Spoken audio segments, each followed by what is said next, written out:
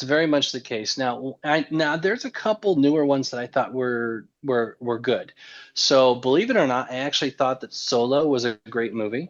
I did, Until the end. and yeah, and I knew I had read the Young Solo Chronicles, so I knew according to the expanded universe pre Disney what his backstory was, and I thought they did a great job adapting all of that and rearranging it into the movie. I thought it was fine. I thought it was great. I thought it was fun. But the part of but and the same and even more so with Rogue One, I thought that was an absolute masterpiece of a movie. Basically a war movie with Star Wars theme. But I thought they did a great job with that. But the problem was is those were fan service. That's the reason why they succeeded. Once they stopped caring about the fans, that's when everything went kaput. Welcome to the party. Welcome to the party. Hello, everyone. Welcome to the Long Distance Pizza Party podcast, episode 46. I think it's 46. I don't have one of my co-hosts here to correct me because I can't count, apparently. A joke in one of my other Discord chats is that I didn't graduate kindergarten. No one will get that because it's not on the internet. That episode is not out.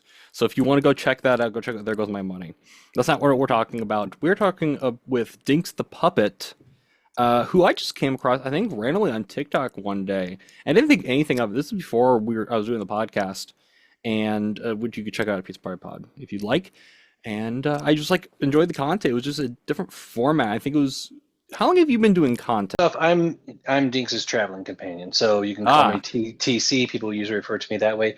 Anytime I do my lives, it's like this, where either you're looking at a computer screen because we're doing a Bible study, or you see the shirt, and you're not going to get the face. Everybody wants the face reveal, but Dinx is the face of the ministry, and that's actually a pride protection for me. I don't need the fame and recognition because that I already deal enough with pride in my normal life. I don't need to add to it. So that's a pride protection for me. So you can call me TC if that helps for you. Okay. But yeah, so I've been doing Dinx for, oh goodness sakes, since the 90s, because that's when he was made. He's actually 27 years old. He was actually handmade by my mother, and my parents started a puppet ministry. And so I've been working with puppets since I was in 6th grade. And about halfway through our ministry, the years that we did the ministry, Dinx was made at some point in there. And so I used him for puppet shows, and I just kind of took naturally to puppetry. But after I became an adult, the opportunity to use him was very minimal. Puppets were not a thing that people really cared about once you got into the 2000s. The Muppet generation had aged out, and we're still here. We still are the Muppet generation. We still love puppets, but it's nostalgic now. And in the early 2000s, it wasn't nostalgia yet. It was just whatever type of thing. And so there weren't a lot of opportunities until I discovered TikTok. Now, when I discovered TikTok, I was kind of like, I don't really want to get involved with that. But I started watching some videos, and there were two things that caught my attention. So first thing was actually men's style, because I'm actually all right. So there were two things that caught my attention when I was looking at TikTok. Men's style was one of them, because in my day job, I actually have to dress nice with ties and jackets and things like that. And I actually had a men's style channel on TikTok first. That was the first thing I tried. I had up to 20,000 followers. Not bad for a guy with a dad bod who only kind of knew what he was talking about. But I got tired of it, because anytime you do a style channel, you're constantly changing your clothes, and I was just sick of doing it. Sorry, that just seems, like you're saying, tiring. Because I've seen some of those. Of course, my background, I went to Baptist high school. Mm-hmm. So we had to dress up for certain events. Yes, it was an expectation. In all honesty, I know people complain about that. I actually think it was a good teaching moment. It is. For young men, how to dress properly for different events, how to be respectful. Mm-hmm. Yes, and not against my dad, but I would look up videos. My dad's a great guy. I was looking at videos how to tie ties to stuff, and I think in my mind, I was like mid teens, so I was like, oh, trying to take care of myself, wanting to look appealing. Not Mhm. for any like outward reason, just because I didn't want to look like a slob. Yeah. But I get that because I can't imagine every day your job is, hey, let's do a tie video or let's look at the most modern men fashion. Like Yeah, that and feels very yeah. tiring. Well, the most tiring part is when the trend is something to do with a transition, because Hmm. then you have to pause the video, change all your clothes, and then get back exactly into the position you were in a new outfit.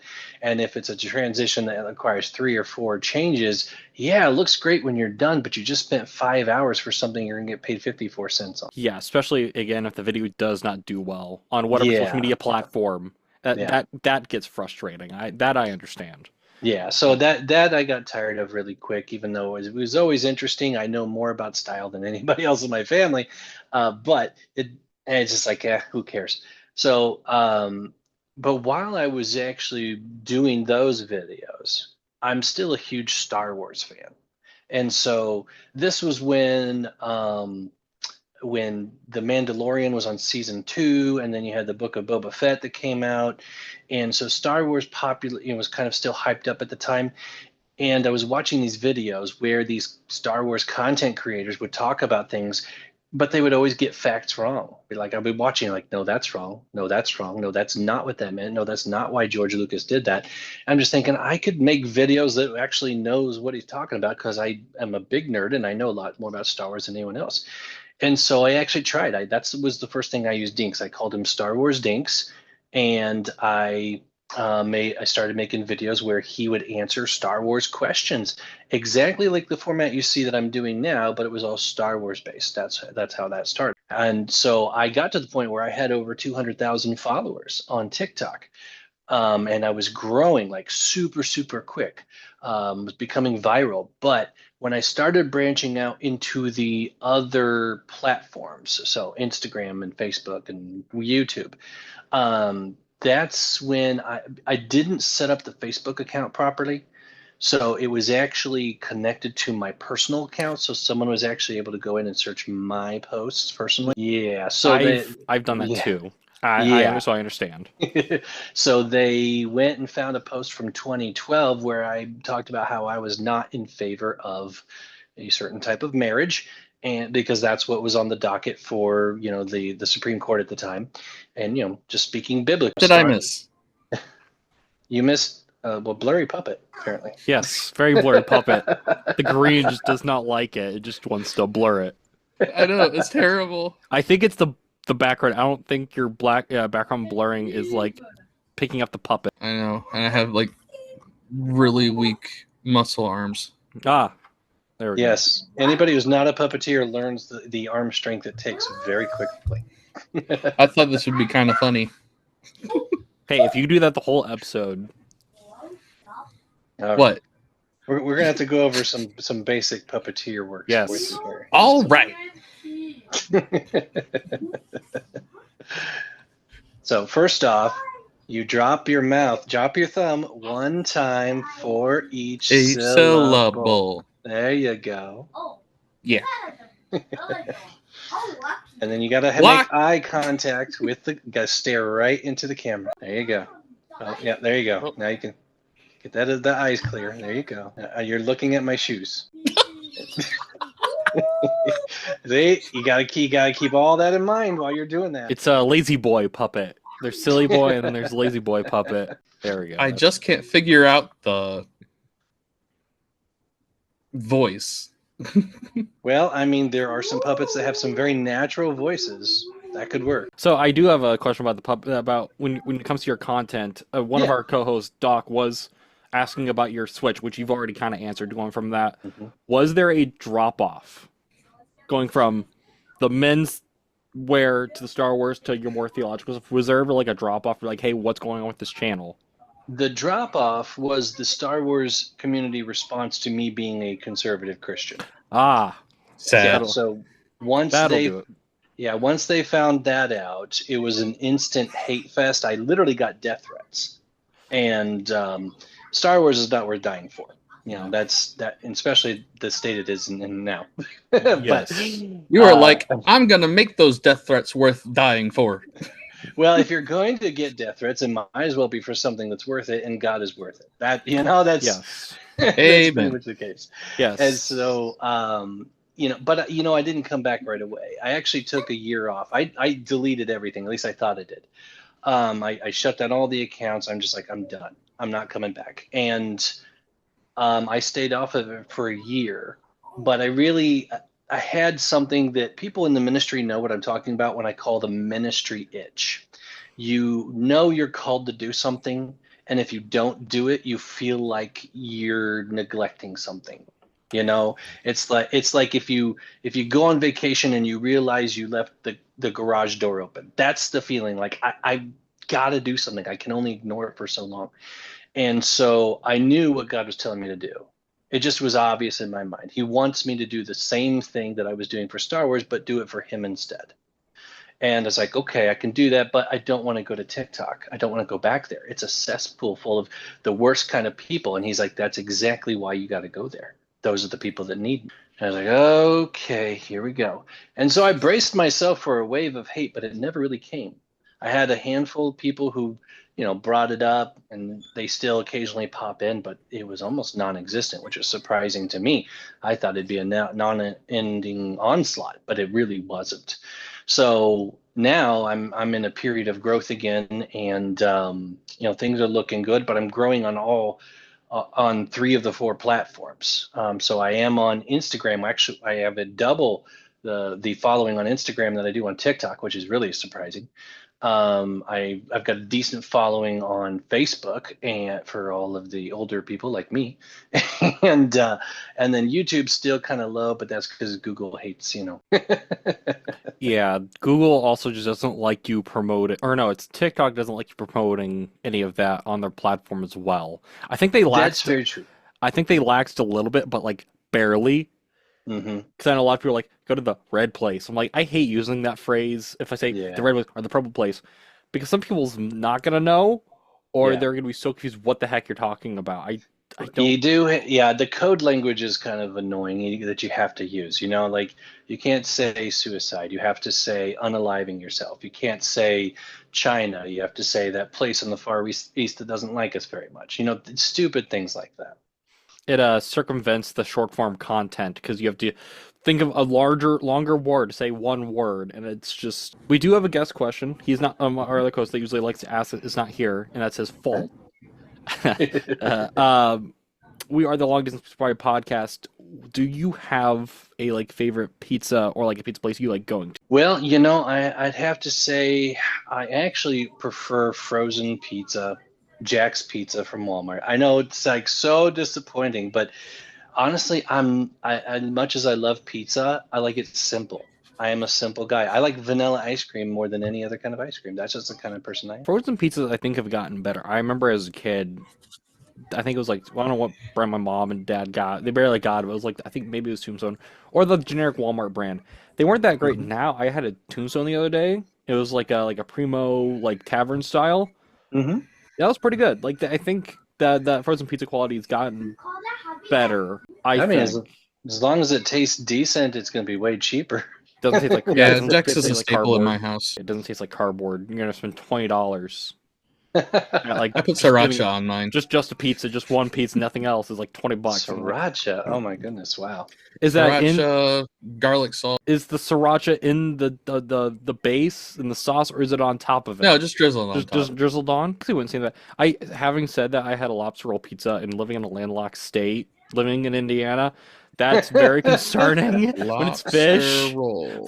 Any fish that's not blue, bluegill or bass. If it's not a fish you're gonna find, it's very concerning when it's stuff like that. That's why I always when people are I'm gonna get this, I'm don't. If you live in a land, it's don't, because it's probably not fresh, and I just don't want to deal with food poisoning. I never had an inherent fear of that until more recently. Well, it's no wonder that restaurants like Red Lobster are struggling to stay open, because they literally have to have shipments in almost every day. Oh, just to have the seafood there, and it's yay, we live in Indiana and we have lobster somehow. Somehow, yeah, like somehow Long They're John in Lake Silver. Michigan. Oh Like, yeah, okay, that's it. that It okay, says it's like lake good for your upper lake part of the lobster. states, like that part of the state, but not like if you're like towards the tip. If you're like Mockport, no. Like if you're the southern tip, no. Like What it have I doesn't. walked in on? Well, I Hey, a wild brought crad has I appeared. brought up the guest question, and then we've devolved into fish somehow. So when it comes to a lot of your content, with the theological stuff, doing some research, you've already talked about getting some of the flack. How do you handle that now versus like when you were starting, going from that transition? Well, so the phrase that always goes through my mind, it's a very old phrase. It's hundreds of years old, but it goes, there, but for the grace of God go I. Mm-hmm. That it just, if it hadn't been for God's loving kindness, that whoever I'm talking to, that could be me. And if you ever think that of anybody, if you think you could never be Ted Bundy or Timothy McVeigh or anything like that, you don't understand sin. You don't understand how pervasive it is and just how wicked the forces of darkness can be in your life. If you think, oh, that could never be me. Yes, it could have been you. And I thank God it's not. And so when I'm dealing with people who get angry at my content or just want to argue or come with a big chip on their shoulder, first I look at my shoulder to make sure I don't have a chip there too, because that's pretty easy to happen. But, I try to remember God loved me when I was like that. So I need to do that for them. Yeah, I think it's really hard, especially when even if it's from a good place, you got to check yourself if you're not on that high horse. Yes. Especially when you are reaching out to other people, like on TikTok, YouTube, these other social media platforms where everyone's on there. So everyone's beliefs is on there. Everyone has an outlet. You got to check yourself. And I think media likes to go after Christians, and whatever reason they have, they like to pick those certain Christians who are on that high horse a little bit. because they know they can get a reaction. They get a prideful reaction, which causes people to watch. It's the same reason why people like to make the doom and gloom videos, like, oh, did you know that hey, we're in the third trumpet of Revelation. Like, first off, you have no idea what you're talking about. Secondly, why are you just scaring people in order to make money? You didn't give them any hope. If you're going to talk about that, at least talk about the gospel, for goodness sakes. Yeah. Especially when we got apostles who sit there and they, talk about the end times. Well, I'm a Pentecostal, so let's tread lightly here. Yeah, hey, watch where you're going. Or if apostles you're meaning Pentecostal, there's nothing wrong with that. Apostles meaning Paul and how he writes. Apostles. I thought you said Pentecostal. I'm sorry. Yeah, that's what I heard too. That's where I was going. He's a Pentecostal apostle. Or yes, and Pentecostal is a broad category, way more broad than most people think. Yes, that is true too. Yeah, because I am a Trinitarian. I am not a oneness Pentecostal. I do, and unlike even my own denomination, I do believe in eternal security. I don't believe that you can lose your salvation. So I know some people call me a Baptist-costal, or Pentabaptist. Yeah. Or the one I heard. This is from a guy who was never in church. He'd call me, "Yeah, you're a pescatarian, right?" Pescatarian. I had to do a double take of what pescatarian. I was like, no, I think you got the wrong phrase. And I explained to him, but I don't think he ever it never clocked in his head what the difference was. I've got a church joke for you. Uh-oh. It's gonna be slightly inappropriate. All right, just slightly. All right. So 3 kids, they read the gospel on their own, and they decide we need to go get baptized. But it's in the middle of the night, so they break into the church. They're going to go get baptized, but the baptismal when they get there is empty. And while they're standing there trying to figure out what to do, the janitor shows up, says, "What are you guys doing?" "Oh, we're here to get baptized." "Well, the baptismal is empty. It's not working right now, but we could go to the toilet and just baptize you in the toilet." "Yeah, sure." So they all go and they get baptized in the toilet, and all the kids look at each other when they're done. They say, "Well, what denomination are we?" And one kid says, "Well, we were baptized in the toilet. Maybe we're Episcopalian." Okay, slightly inappropriate. Terrible. That's funny. Terrible. There's some Karen at church clutching her pearls over there. That's silly. Funny. We all know that's about as my language in the gets. bathtub.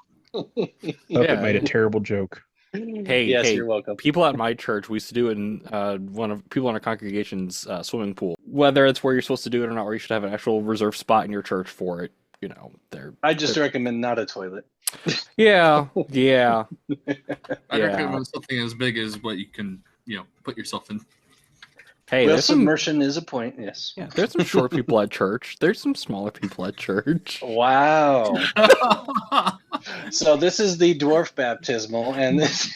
Not Oh, that's that, terrible. but- Terrible people. All right, Crad, Y'all do you have a going to question heck. before we get more flack? Move on before I get more flack. You're going to get canceled by everybody because of this episode. Yep.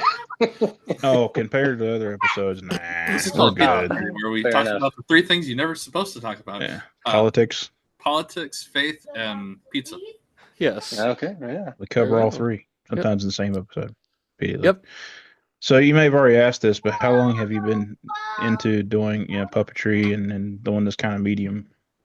Yeah, so I've been doing it since I was in 6th grade, but I didn't really find a good avenue to do it until I discovered TikTok, and that's kind of what really exploded. The short form video has been extremely helpful in this kind of media. If I was doing long form, and there are puppets out there who do wonderful, great long form video, but I can't. I don't have the patience for it. And I don't have the time, honestly, because I have a day job. I'm not trying to make a living doing this. That's why I don't charge for my videos. That's why I don't, do anything like that. I have a merch store if people want to buy something just because they've asked for it, but I don't hardly make anything on that. I think I've only sold like one shirt in the 3 years I've been doing this. Nice. So yeah, and no, I've sold two, and one of them is the one I'm wearing. So Yeah. Doesn't count. That don't count. That's One buying your t-shirt own sales, merch. the one you have. yeah. Self-promotion. So it's not about that at all. But the short form video where I'm just doing question answer or maybe just a fun video, and the rebuttal videos that I've been doing have been fun too. But that's really where it's come alive because most people don't understand the restrictions of puppetry. So first off, if you're doing a puppet, you have to hold your arm in the air the entire time you're doing it. And most people don't think about it. Like, oh, I'm just going to hold my puppet up and just do this for a little bit. But when you have to do it for 5 minutes, 10 minutes, 15 minutes, 20 minutes, an hour, it becomes grueling. Just without doing anything, just holding your arm up to the side like this, just do that for like 20 minutes. You're going to be exhausted. It takes some arm strength that you have to develop. And then while you're doing that, you also have to do proper syncopation with your thumb. You have to drop your thumb one time for each syllable. But that's not enough. It has to look lifelike. So you have to look around and you have to have a fun attitude, or you can have an angry attitude, but you got to have lifelike actions and movement while you're looking at the camera. So all those things are going to be wrapped up together. But so the short form video allows me to do it without completely exhausting myself every time I do it. Old school puppet performances where you would do it with a puppet stage and an audience, they were grueling because you might do 4 songs with skits in between and it would all be cohesive. You'd call it a program, but by the end of it, everybody's exhausted and 30 people benefited if they even cared. But here, I can answer questions that people actually want to know about. And there's some benefits to using a puppet. First off, it's very hard to get angry at a cute little puppet. You can, but it's difficult. It's kind of disarming. But like I said earlier, before the other gentleman, joined us, Dinx is a pride protection for me. That's the reason why I use him, not because I'm trying to hide behind a puppet. That's the accusation I get by people who are just angry. But no, because I don't need my face to be the one that's recognized. I let him take the brunt of that, so that I'm not always, in like smiley about, oh, look, there's my face. I don't need that. I really don't. So I use him for a little bit of disarming, but mostly just to make sure that I'm not the focus of this. Yeah, it's different, especially when you are making Christian content. You really don't want you being the focus, especially when you're trying to give a message. And I think that's a problem with some Christian content, or even people in church. They kind of make it about themselves first and then the message versus the message and then them. And I think I never wanted my channel to be like, oh, hey, it's that person. No, I'm like, I want them to be like, oh, what's he talking about? That's what the question I'd rather come to their brain when they see my video. Don't come here because it's me. Come here because of what I'm talking about. You know, you have those glowing lights that I call them, the people who are just they attract people because of who they are. Johnny Chang is an example of that. He's very charismatic, and sometimes he says good things, but he also says some very terrible things. But because he's handsome and speaks well, he draws a lot of people in.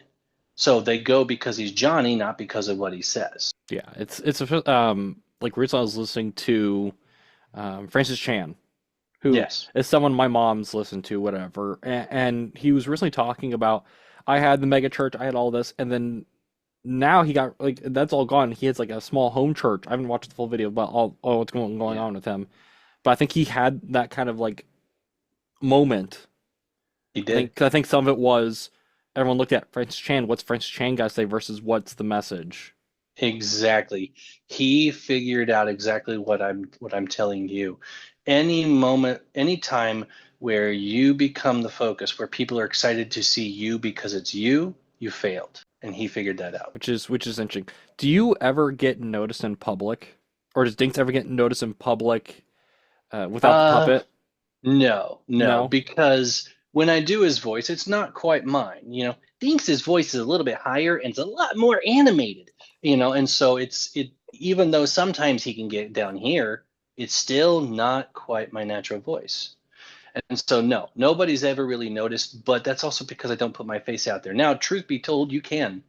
If someone decided to look me up, you can. I've been doxxed before, back when I was Star Wars Dinx. That was part of it. And so, yeah, my name, my face can be found. You can figure it out. But again, it's not because I'm hiding. It's just because I have no interest in being the face of it. So if they find out who I am, so what? Who cares? If they want to come kill me, I die for the Lord. Die for the Lord. That's fine. No problem. But I haven't had any moment where people said, oh, wow, hey, are you that puppet guy? And that's mostly just because I don't put myself out there. I've had that moment of people notice me in public. I mean, you can see my face. So it's like I've not really got nothing really to hide.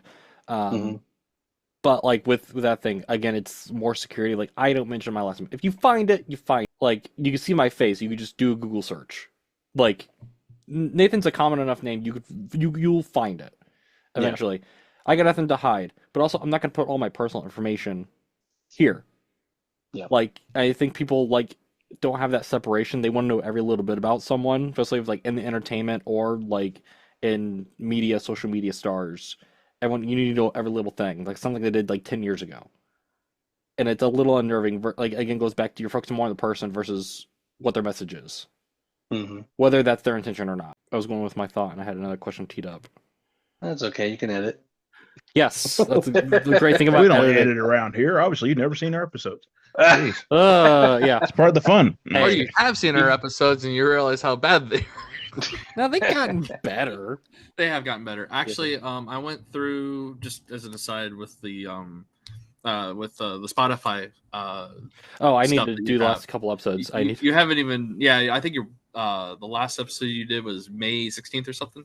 But our November episode from last year, or 2 years ago, was like all over the place. Listen, I noticed like it was talking and then it stopped. And then it started talking about something else, and then it would go back to the before, and it was just like I listened through it. And I was like, okay, yeah. You're just like I don't remember any of this. What are we doing? Like an audio experiment. It's like looking at the yearbook photo. Like, what was I thinking? Yeah. But that's the great thing about content creation, that it's on the internet, so you could see the progress. Oh yeah, definitely. You know, like I was talking about the Star Wars Dinx videos. I thought I'd actually deleted them all, but actually, what I found out is that my Star Wars content still exists on Instagram. When I went to create the new accounts for the Christian stuff I was doing, I realized that the Star Wars account on Instagram still existed. Nice. And so I actually kept it. I left it alone. So if you scroll all the way to the bottom past 3,000 videos, you will still find some old Star Wars Dinx content. Oh, that's funny. So you said you've done this for a long time. I mean, I know short form videos is kind of where your pocket right now is what you're doing a lot of. But did you Yeah. kind of in the early years, or maybe do like a talent show or something more in public, something like that? I used to have a traveling puppet stage. It actually was harnessed to my body. If you've ever been in marching band, like the drum harness, it was kind of like that. Yeah. And so it was really cool. It actually was around my body, and I could put my hand up, and it had a stage that was out in front of me.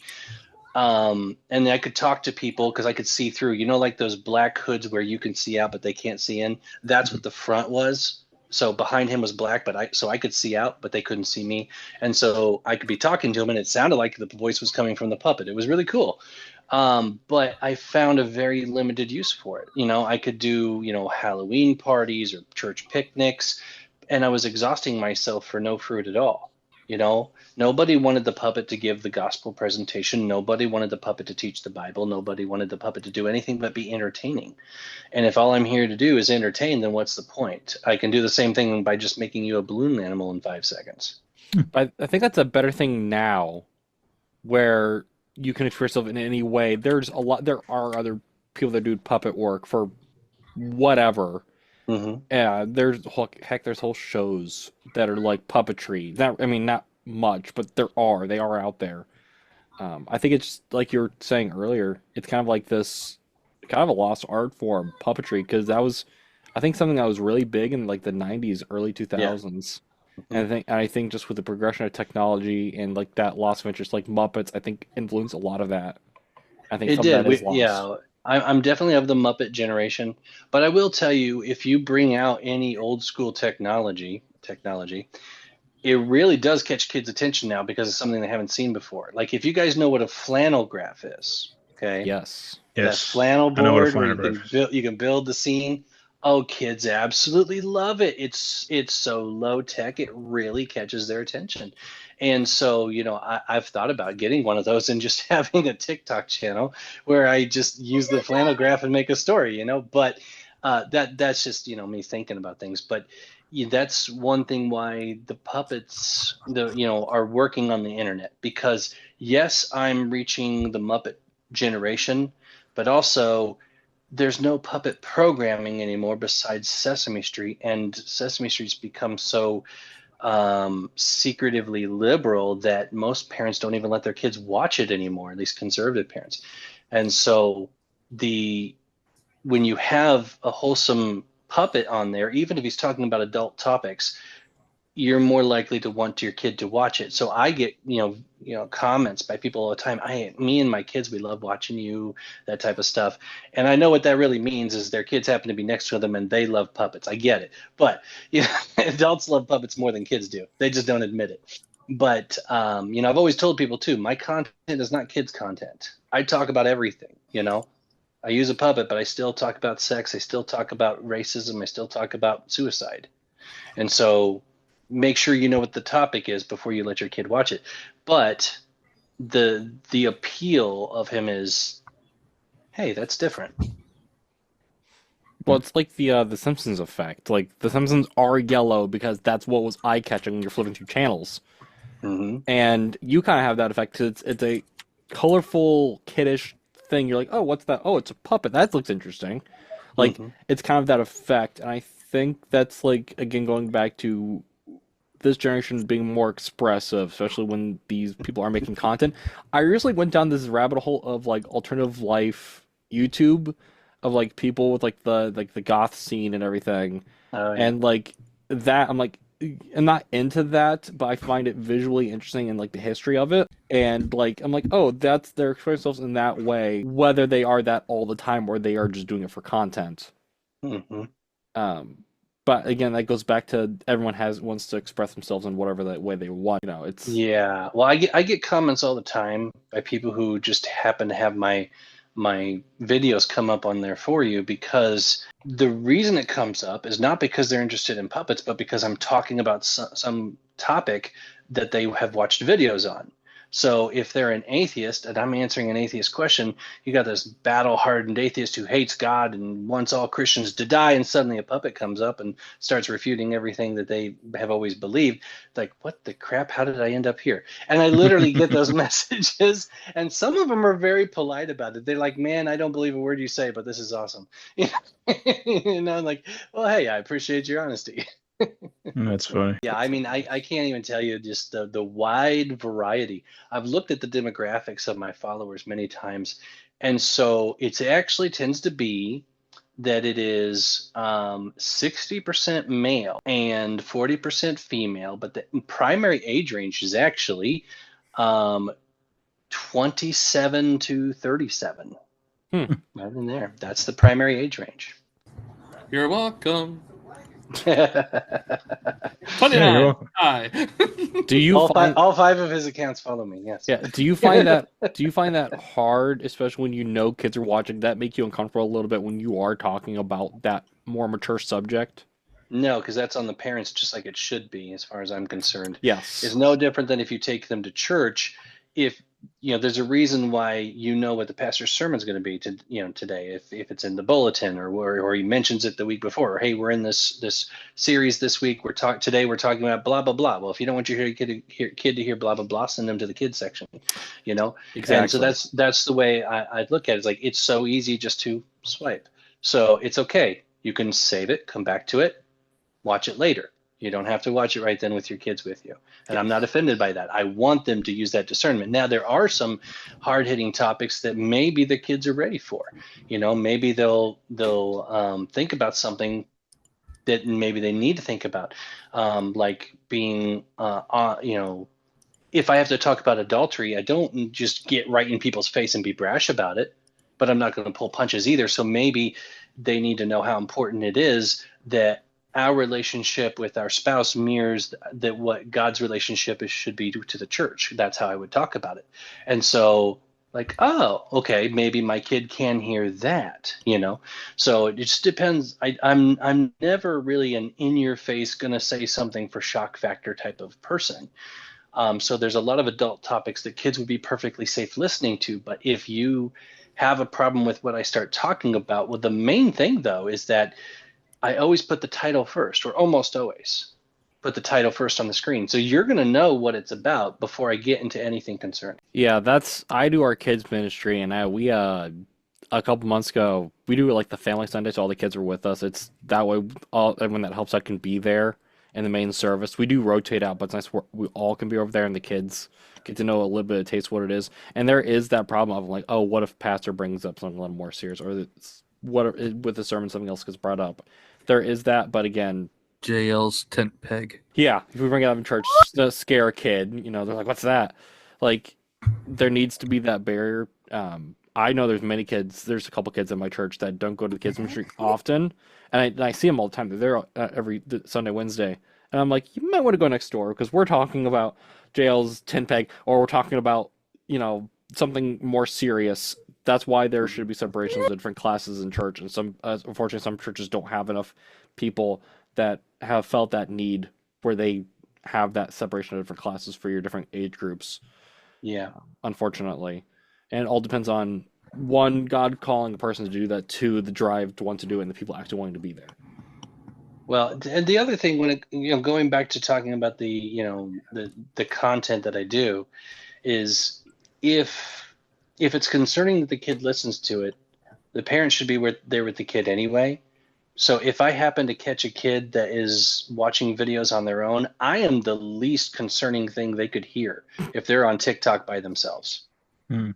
Whatever I'm talking about is nothing compared to what is out there. That is fair. Unfortunately. Unfortunately it is. Mm-hmm. I'm from like the more serious to the. It's like we wish Dinx would be the worst thing we'd hear out there, but that's unfortunately. But going from the more serious topic to, you've brought up being a Star Wars fan. Mm-hmm. Do you still like Star Wars, or are you kind of like indifferent? Where you're like, oh, let's kind of peek in a little bit. Well, first off, I'm glad that they canceled the new trilogy they were working on. That's good news. Oh, was there a new trilogy they were working on? They've been working on a new Rey trilogy for a while. Oh, that's right. That thing. Yeah.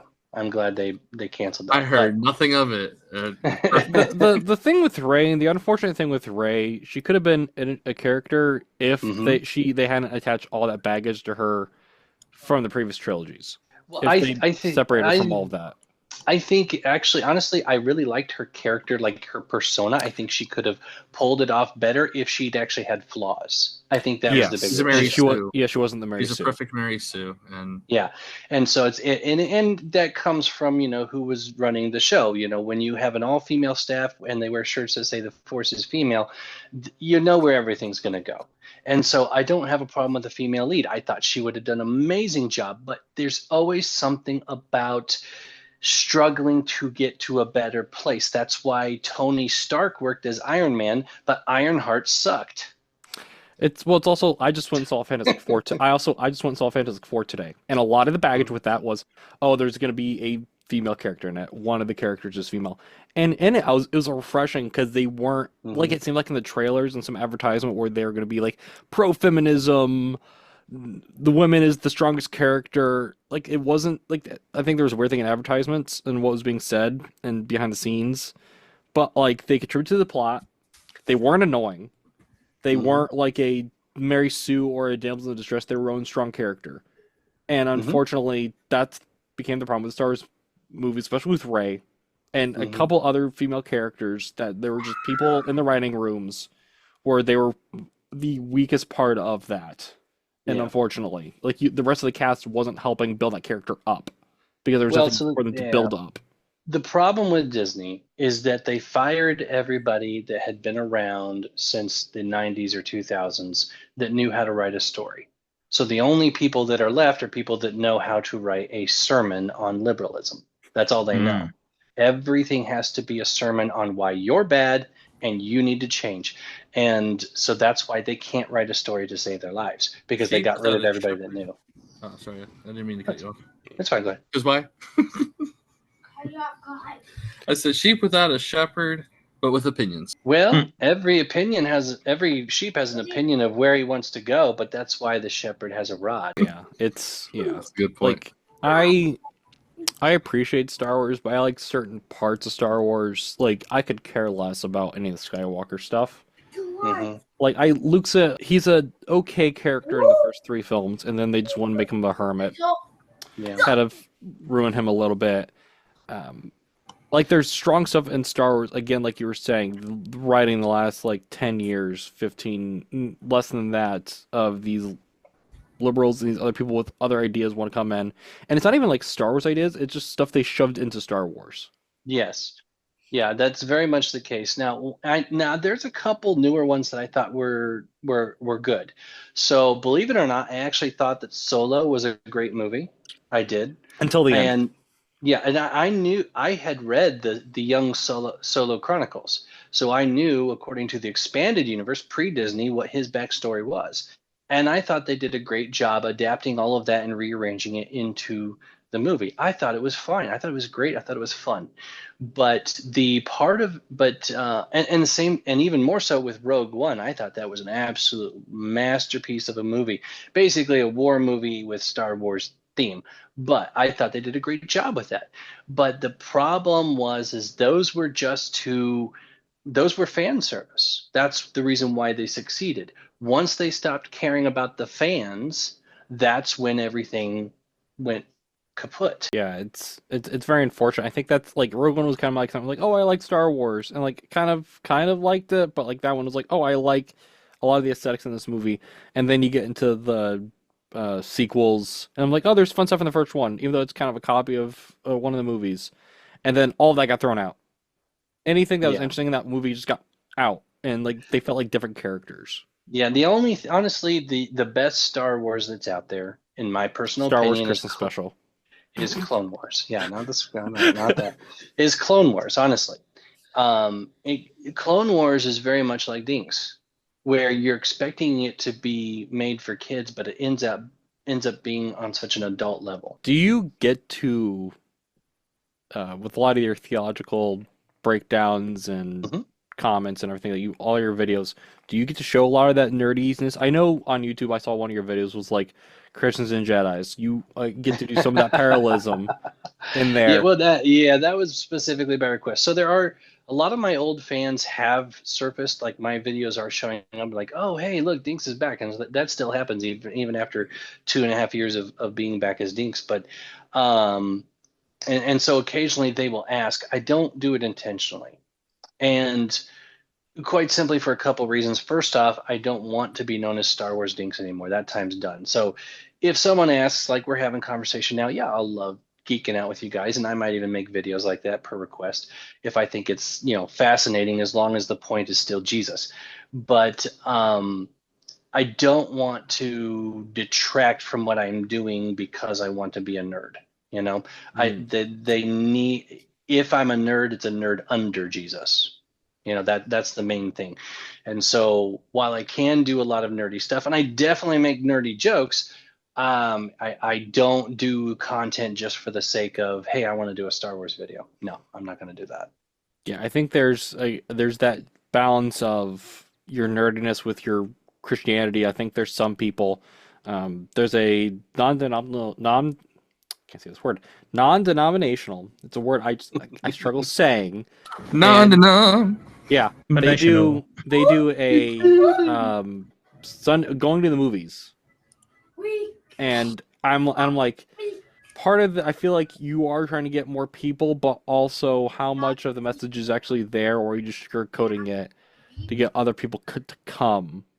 Yeah, Bread and circuses, man. Bread and circuses. The one I did go to, because it's my brother's church. We were visiting because I hadn't been there. It's been a church that's been there forever. I just never go to it because it's not my home church. And they did Indiana Jones in the Holy Grail. And I was like, oh, there's actually you could pull from here. But a lot of Indiana Jones got mentioned. Not a lot of Jesus got mentioned. Yeah. And that's why I've never liked themed services. Like I hate going to church on the Sunday that's closest to like 4th of July or Memorial Day. I'm don't get me wrong, I'm glad I live in America, and I'm proud of some of the things that America has accomplished. But it's not so important that we need to cover up our cross with an American flag. Yeah. And so that's why that's one particular example. I don't like themed services because then the theme becomes the focus. And maybe it's good intentioned. Maybe it's going to be fun. Cool. But I think it's much better if you're going to do the fun stuff, that it's not while you're trying to give the meaty message. If you want to do the fun stuff, you can do things like, Harvest Party or Lock-In or something like that, where you're bringing the community in for something that's not the normal service. My personal opinion, I think themed services just distract from what's really going on. They just add a little flash of fun to the congregation. They don't actually accomplish anything for bringing people in or actually teaching them. Again, we live in America, so if your pastor is going to honor those that serve in your church, that's fine, as long as that's not the whole service. Yes. You're not spending your next 45 minutes to an hour talking about that and somehow pairing in your message. Like, that should be separate. Or if I think that is an example. I think the wrong thing to do is to make the whole service about, hey, let's talk about the war stuff that they went through and listen to this person's interview. The right thing to do, any of you who've been in the military, please come forward. We're going to pray over you. Yeah. That would be the right thing to do. Yeah. Or if you want to honor them, like you and your families, the staff at our church, the pastor, such pastor, we'll have dinner with you to honor you. If you have that separate or something separate to honor them, yeah, where like there's a still dinner focus, or something, where they're still focused, but they're not the main, like the full focus of like a Sunday. Because what if you have someone new to church and they're like, I don't know what's going on? Well, I mean, they could probably figure out what's going on, but then you wasted an entire opportunity. Yes. And they're like, oh, I'm not going to go to church. They're just going to talk about that for an hour and a half, or long. I'm not going to come back. If you're losing people that way. Well, and I did go to a show at your church once. When I first became an adult and I was out on my own, I wanted to find a church away from my parents. And I started going to different churches, and there was a very showy church in town. And I went there because everybody was talking about it. And so, they did things like he drove a motorcycle up onto the stage in the middle of the service and tried to make some kind of message how, we work as a body like the engine parts, and he revved the engine on the stage. Or they would do like a whole Rocky scene, and then they come out and actually box on the stage. It was very flashy. But do you know what I remember from that church about God? Not a lot. Nothing. Yeah. They didn't teach me anything. That is very unfortunate. But high marks from wicked people don't mean much, huh? yeah. Well, and that's why I'm very careful what I do with Dinx. I will make fun videos when it strikes me, but I will not only make fun videos, and I will not mostly make fun videos. I will occasionally make fun videos, and if I can help it, Jesus will still be in it. Yeah. So going with you were talking about some of your background earlier. You're doing a lot of those with your family. Was there ever a point? I think a lot of Christians, they have like this point at some point in their walk where they feel not tired, but they feel like, why am I doing this? Especially when you're in ministry. Mm-hmm. And Yeah. did you ever have something like that? Especially Burnout. when you're doing it with your kind of like burnout, like especially if you're doing it with family. Yeah. I have not had that with Dinx. Now, there are times when I have to take breaks. Mm. So about this time last year, I took like 2 months off. I took July and August off last year. And there have been times when I've taken maybe a week off because something's happening. I don't know how much I'm going to be able to post this week because I'm actually moving tomorrow. And so that's going to take a lot of my time. But You're using this as a break. Awesome. But as far as getting exhausted by it, no, I can't say I have. There were times definitely when I was exhausted of doing, the Star Wars content, and certainly like I talked about earlier on with the style content that I was doing. But this, every time I open up the comments section, I get testimony after testimony after testimony after testimony. It just keeps going. And I just keep seeing the fruit of what God is doing through my ministry. I don't always get it right, but he does. That's what I see. Mm-hmm. And so it just keeps me invigorated to do more, to do more, to do more. This is the most fruitful thing I've literally ever done in my entire life. And while there are times when I need to take a break, I'm still, even when I'm taking a break, thinking about what can I do. Yeah, I think that's especially when you're in ministry, pastors. Like, I was having a discussion today with my parents. There's people that are in ministry that don't take, or seem they don't take breaks. Mm-hmm. They're like, oh, I took off Friday. That's one thing versus be like, hey, me and my wife, we're gonna go on vacation. The pastor, we're gonna go on vacation for a week. This social pastor's gonna preach. It's like as a break. Like I think some people don't do that. Like they think they can just always do it. Because it's like I think not that it's them thinking about themselves. They are thinking about the church, where it's like, no, I'm the pastor, so therefore I have to do it all.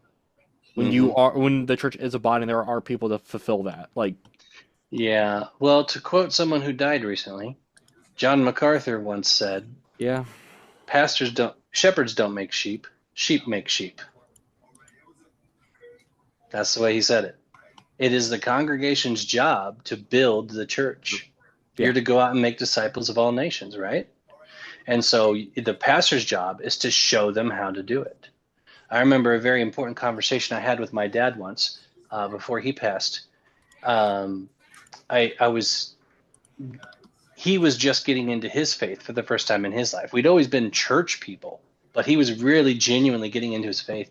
And so I was challenging him. I was saying, Dad, I need you to be a spiritual leader for me. And he said, well, I don't know the Bible as well as you. How could I lead you? I said, Dad, you don't have to know more than me. You just have to do it in front of me. That's the point. You don't have to be the most knowledgeable person in the church to show people how to follow Christ. Mm-hmm.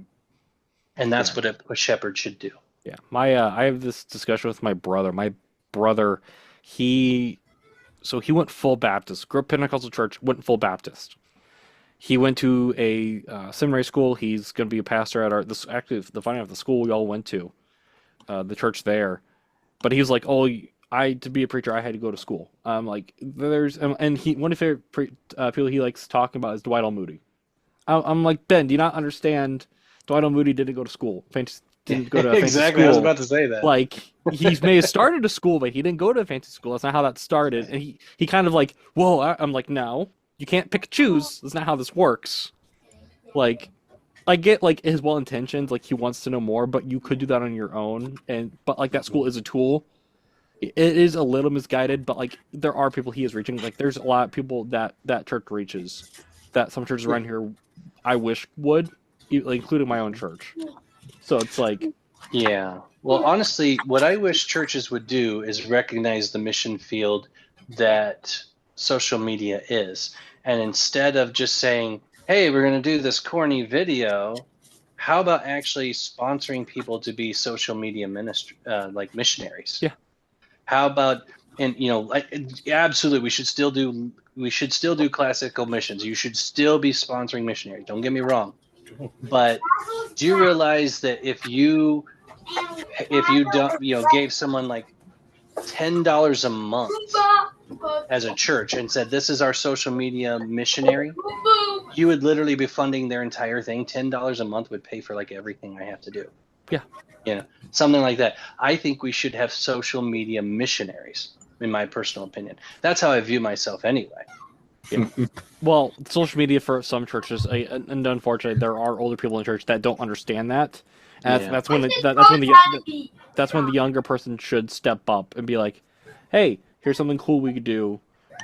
For a little bit, when I was in college, I was part of the college ministry that one of the guys started doing different colleges around here. Because I live in a predominantly college town, which was really cool. And unfortunately, the college I was at didn't have bigger. It was like me and like one other person.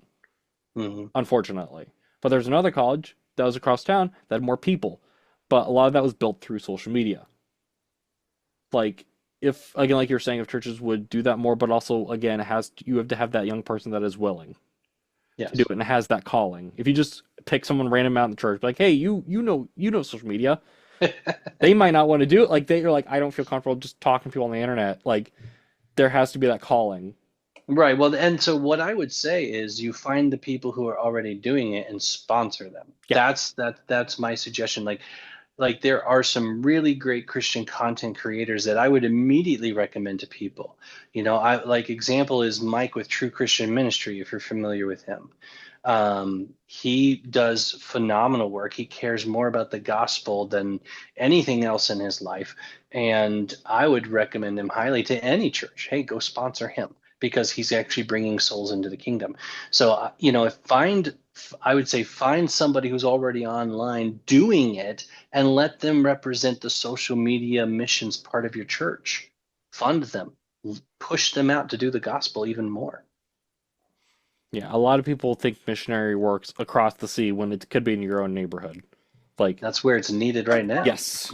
Well, that's one of the things at the Bible camps I went to, where one of the teachers there was always coined the phrase, preach at home before you preach in Rome.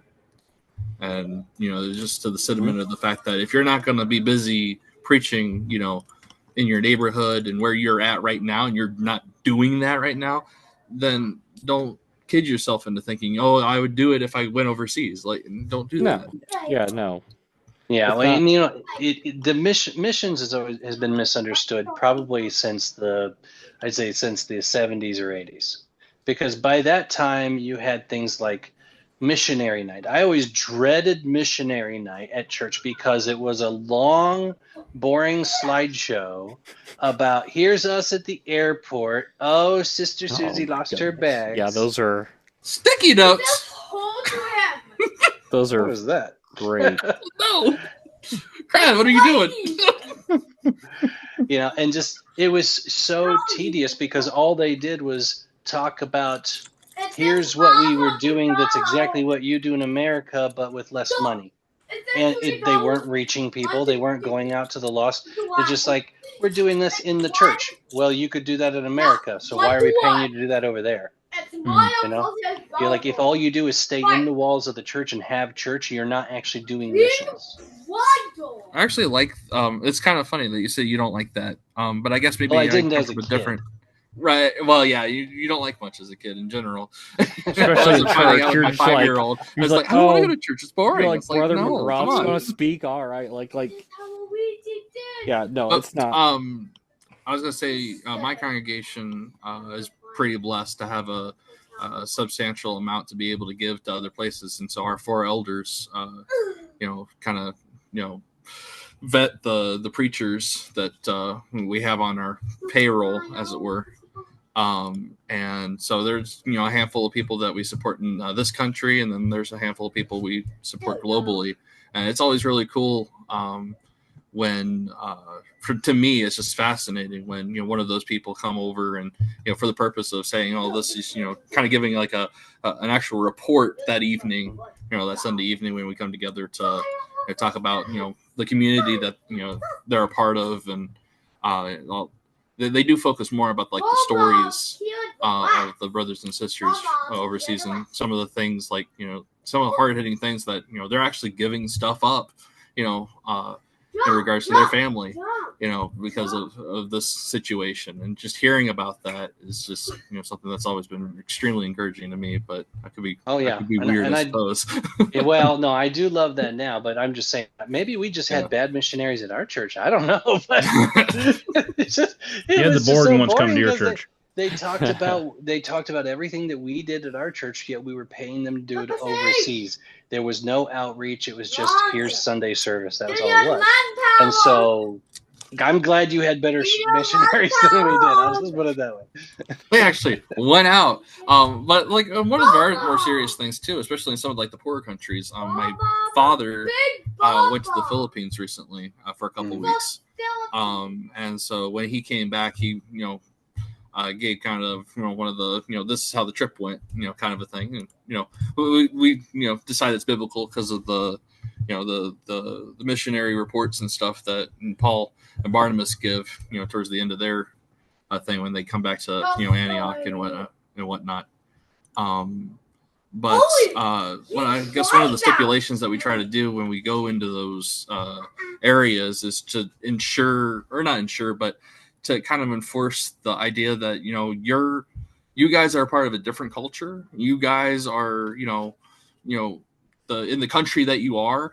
Do not feel like you need to be like America, having buildings and all this other all the knickknacks and stuff. It's like in Africa we've got congregations that are lean-tos on the side of houses. That's all you need. You don't need like all this fancy equipment and stuff. You need to figure out how you're going to sustain yourselves as a congregation locally in that area, and how you're going to autonomously deal with what comes at you in the community. Well, I love it when missions is cultural, where they're not trying to bring American culture with them, but they just allow them to be their own culture. One of my favorite stories was actually when a missionary, he went to the church, the local church in Africa, wherever he was, I can't remember, but they did a presentation of the Nativity. And so they were doing the scene where Mary and Joseph were traveling to Bethlehem, but in the Bible doesn't say who was with them. And so given their culture, it didn't make sense to them that Mary and Joseph would be traveling alone. They just assumed that Mary brought all the women from her village to make sure she got to Bethlehem. And so that's how they depicted it, because that's what they would do in their culture. And I thought that was just fun and beautiful. Like, maybe probably not, but it's fun seeing people embrace Christianity and not lose their culture. Yeah. It's not like in America. I think Christians, them trying to relate to people, especially secular people, especially with media. I was recently watching, because for a young group they want to do a Bible study about that King David show. Oh, and, yeah. I'm not a big fan of it. I forgot that existed. I did watch a couple of episodes. There's House of David. Or House of David. Sorry, there's some choices they make I'm not a big fan of. Mm-hmm. And I think that's a problem that some Christian media has, especially trying to relate. They want to add to it, and the Bible warns clearly about adding stuff. To the message. There are certain choices that they made about with Jesse and David that I was not a big fan of. That I think takes away from the story and changes parts of the story. Because I don't know about you guys, when I read that story, I don't feel like Jesse resents David. I kind of got that. Uh, So there is a little when bit, but not as much. I feel like in the show. Well, so here's the thing, though. I saw where they got it from. Okay. So look, I know that some of you got the Baptist background, so I know what you do with the verse, "In sin did my mother conceive me." I get where you Hmm. guys go with that. But if you don't assume that that's talking about everyone in the world, the other interpretation of that verse is that David was an illegitimate son of Jesse, that it was the son of just his mother with another man. Hmm. And so that's actually the angle they went with, which Ah, personally I think is a valid translation of that, I and would just figured it was explain. hyperbole for I'm a Well, scumbag. yeah, but it would explain why Jesse was wanting to show off everyone but David when Samuel came to choose one of his sons as king. Oh, leave David out there, and they treated him like dirt until he became king. see, I didn't get to that part yet, so that makes more sense. Hmm. That what I'm talking about is when they made it feel like he resents David for the death of his mother. Oh, That's I where see. I I didn't had even get that far in the show, so see that I didn't even know they that's did the that. problem I have. That part Okay. I'm Spoilers. kind of fine with. Yeah, It's watch the out. where the resentment of, oh, you, my wife said because she saved you from a line. That part I kind of had a Yeah. problem with. Yeah, okay. That would definitely have been a problem for me if I had seen that too. But that's also why I stopped watching The Chosen. Yeah, I get the biggest problem I run into with The Chosen is that people are quoting The Chosen more than the Bible when they really Yeah, get into the it's show. a what's the phrase my dad uses? It's very Christianism of you. I think that's the phrase he uses when it comes to people, like, especially when it comes to like, oh, I didn't get a job at work, I'm being spiritually attacked. No, you just didn't get the job. That's just Now life. you're not being persecuted. It's okay. Yeah, yeah. Yeah, and so like the big thing that The Chosen had here recently was the idea of Judas. They Mm. literally wrote in the conversation where Jesus is indicating that Judas was once saved, and now Jesus is calling him back. Now, whether or not you believe you can lose your salvation, John in his gospel makes it clear all throughout the gospel that Judas is a wicked person who does not believe. And yet they're Hmm. going to go with, oh, well, he was a believer. No, I have a problem with that. I Yeah. don't He mind was them a con adding artist. adding elements because they do have to build up character development. I understand they have to do background stuff, but you don't have to go like so blatantly against the Bible that you just completely change it. Mhm. Yeah, and then these people that are just finding it on streaming, like, oh, this kind of interesting. What is it? And they're like, oh, I've heard people talk about these people. Maybe I'll go to church, or maybe I'll read that book everyone talks about. Whether that's how that conversation goes, and they have a different thought in their head, and like, oh, that's very different. And either two ways they stop reading it because they think it's false, or they Yeah. learn more from it. Well, I don't know about you, but I have never read a book because I watched the movie. No, that's not how that goes. That's how No. I've had conversations about like comic books, stuff like that, where people think you go to the movies and then you go to the comic book store. That's I'm not the how that exception. works. I finally Okay, listened to Lord of the Rings. well, that's You different. listen When to you're a that. diehard Lord of the Yeah. Rings fan, you gotta consume all the content. You're like, I'm gonna read Yeah. the But see, book. my first exposure to Lord of the Rings was with my brother taking me to watch The Fellowship of the Ring in theaters. That was my first Nice. exposure to it. I had never even heard of the book before that, Yep. and I'm too young for that. now I tried reading it, but honestly, I couldn't. Once they got to Tom Bombadil's house, I couldn't keep reading because it was so thick and All the complex. Bofurs You and the missed the trees best part and where Tom Bombadil totally disgraces the One Ring and makes it like a regular ring. It's like, doesn't do anything to me. Here, boy. Yeah. So, by the time I got to that, I just was like, okay. But so I couldn't get through it, and that's not saying anything negative about C.S. Lewis. I've read a lot of his, or not, sorry, J.R.R. Tolkien. I know he has a lot of great stuff, and that is a masterpiece of a book. I couldn't appreciate it because I was constantly comparing it to the movies. yeah. That was my. I think that kind of helped me a little bit. But like, I never really actually read the books either. Actually, I almost read the entirety of The Hobbit to my son. We just kind of like stopped reading it a couple months ago after the Battle of the Five Armies. So I was like, I'm right at the cusp of finishing that one. But yeah, what did it for me, because I travel a whole lot and drive all over the place, was to do Audible. And Yes. then while I was sitting there listening to the older version with whoever that guy did it, I found out Andy Serkis was coming out with his unabridged Nice. voiceovers for Did you, Silly, have you listened to Andy Serkis's Screw Tape Letters? He read the Screw Tape Letters. I think Really? Focus on Family did it, and it's actually really good.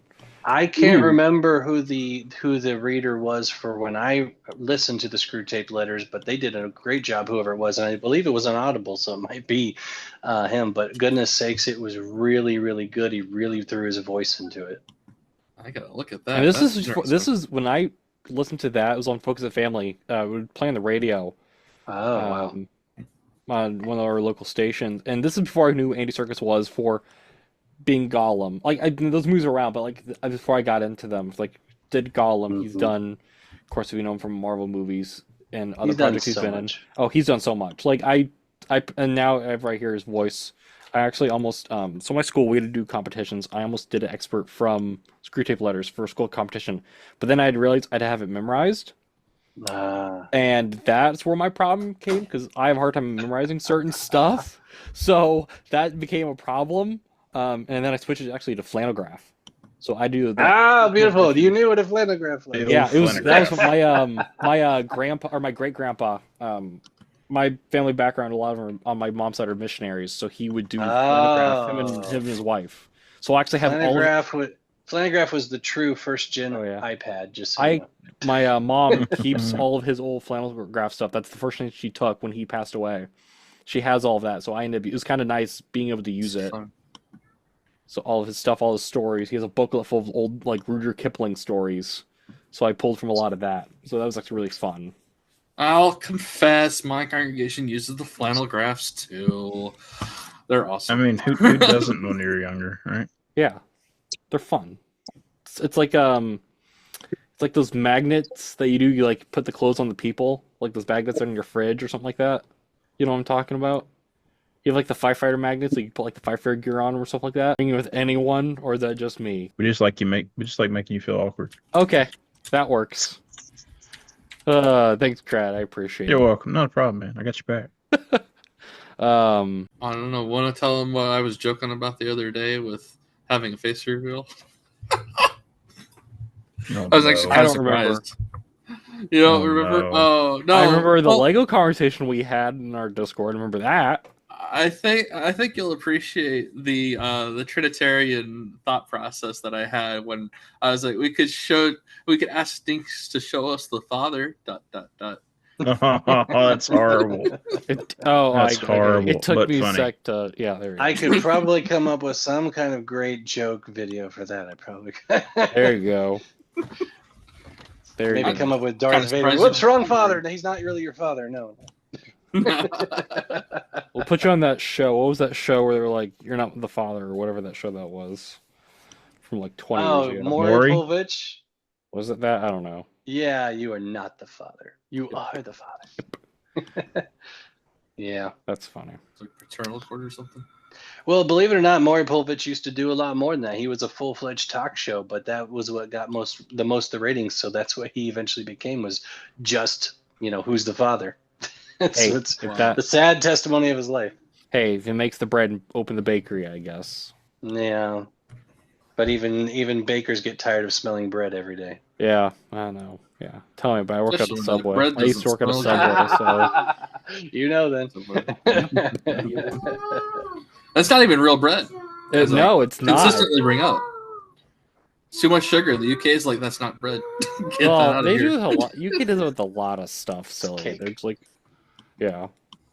Didn't Food Theory make a whole video on? I think it was Food Theory. Yes. Pat did a whole video on that.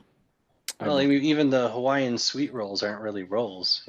No, those are. I don't know what those are. Those are. That's funny. You go to a Strachan Van Til's and you're like, yeah, I'll take the 16-piece chicken with the 3-side combo and the 8 rolls. And they're like, hey, could you pass me those Hawaiian rolls from the bottom there? Okay, yeah, sure, thanks. And it's like, and that's what you get as your dinner roll. It's like, well, that wasn't expected. Oh, thanks for reminding me, Silly. I had Popeyes today. They didn't even give me any dipping sauce for the dippers. So it wasn't really a dipper. It was more of sauce for the dippers. It was more of an than a dip. Like it's All right, that's good. A bad joke to end the video on because I can't think of topics. Horrible way to end Now we're it. just rambling. Yes. So if you enjoyed this episode, Dinks, we appreciate coming on. If you want to follow us on social media, follow us at Pizza Party Pod. Episodes go up on Tuesday, and then that Thursday the audio version goes up. Except for this week, where I had put it on Friday because I was working all week, and I just got home when I was going to upload it and just fell asleep. So this morning I put it up because the rendering took forever. Like a sim. Hey, r/daylight. That's what I was. At least he didn't make a puddle where he was standing like a sim might do. Exactly. There you go. There you go. So if you want to check us out, Dinks, where can they find you? So if you just do at Dinx the Puppet, no spaces, no lines, you can find him on Instagram, TikTok, YouTube, or Facebook. Nice. But you can only converse with them on TikTok. That's very important. Well, no. So, Maybe. so the question and answers I do either on TikTok or on Instagram. And the comments are open on YouTube as well. Facebook is the most limited, though. Okay. Well, Facebook's I just weird. see your stuff on Facebook every now and again. I just know I can't do stuff. Facebook's weird to integrate the Messenger into the Facebook app. I've noticed. Yeah. As far at least with Apple, so it's harder to see the messages. Yeah, and honestly, I don't have the ability to interact with 4 platforms at once, so I have to be very limited as to what I do. So the questions that get made into a video is specifically Instagram and TikTok. I do respond to messages on YouTube just because I'm still trying to build YouTube. But Facebook is doing fine on its own. People just share the videos, and that's fine. I'm just not really going to do anything more with that. Nice. Cool. Do you have like a project you're working on right now, or like a video? No, not really. I mean, I'm going to keep doing what I'm doing. I've leaned a little more towards debunking videos. Those can be fun, but I don't want it to just be that because I want to teach the Bible. I don't want to just say why you're wrong. I want to tell you what you need to know. So I'm going to do some debunking videos. I am doing more of those because they are fun and they're informative. But I'm still got to be answering questions because that's what people need. So I'm still going to be doing more of the same. That's the important thing. But the other thing, too, is I do also have live Bible studies that I do generally on Saturday mornings at 9 a.m. Eastern Time on Instagram, TikTok, and YouTube. All 3 of those is live when I do them. But unfortunately, I'm extremely erratic on when I can do them. But I do save all of them on Instagram. So if you're a subscriber to Dinx the Puppet on Instagram, you can go watch the Bible studies that I do. I also have a drive time Q&A as a traveling companion. You don't see Dinx, you just see the road ahead of me while I'm driving, but I'll answer questions while I'm driving. So that's also available for those who subscribe on Instagram. Instagram has the most content. Nice. Crad, what CW show are you looking at this week? Is it the failed Powerpuff Girls pilot that they didn't make? Well, I'm trying to see if we can get our own show on CW at this point. Well, CW's gone, so that's not going to happen. I think they have one. I think it was called the Three Stooges, but was that well?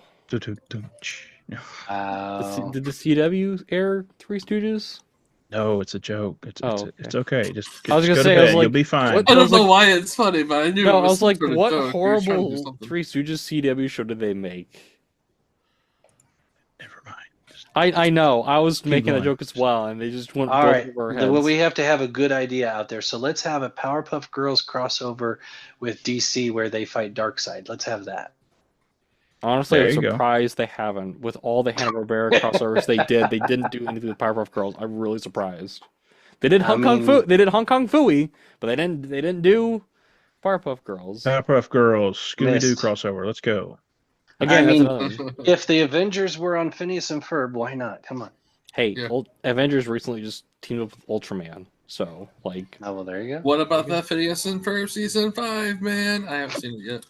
I haven't I've heard seen it yet mixed either. things. I've heard mixed things on that. Yeah. So, Silly, where can they find you? Silly, where can they find you? Are you? Oh, me? Okay, I was thinking Are you you were on talking Phineas Crad. and Ferb season 5? Is that what You're you're only trying- silly here. I was like, Yeah. did my mic cut out or what's next going on? Yeah. Like, No, Billy, where can they find you, Too. son? You can find me on Twitter, YouTube, TikTok. I don't do much. I usually hide in the shadows. read the comments, Nice. respond impulsively. No, kidding. I don't. I try not to do that. Yeah, it's very. Yeah, that's good mindset Sure you there. don't. Watch a lot of YouTube. So anyway, Nice. Strange and Dawk aren't here, but all of their stuff's down below. I think Strange is just doing. He's got Strange lyrics and Strange plays, but I think he's just doing Strange lyrics right now. Or no, he had a different one. He had. I added that to the description, and Dawk is at RS Dawkins. He's also not here. I think he had a signal issue. That's why he's not here. Which I think he was one of the most excited people to be on here. He wanted to be here. You can find me at ft_festivities. So seeing how I said this before, when I saw the Fantastic Four, so I made a whole small video talking about like the different merch that's out right now for the movie. Because I refused to buy the $90 popcorn bucket they made for it. That should like get a mortgage a house just to buy.